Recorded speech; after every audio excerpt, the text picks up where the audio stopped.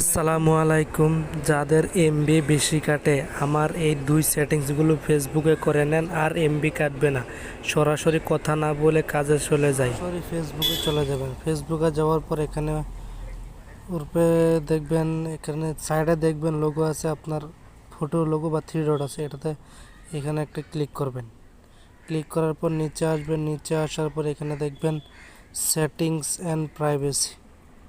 Settings and প্রাইভেসিতে click করবেন। Click করার পর এখানে সেটিংসে ক্লিক করবেন।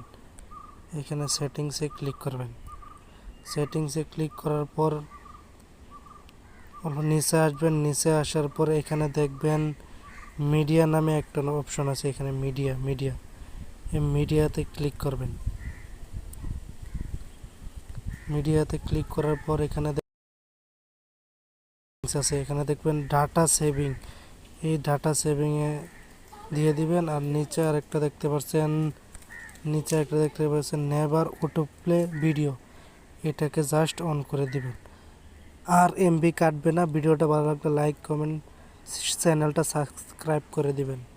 ধন্যবাদ।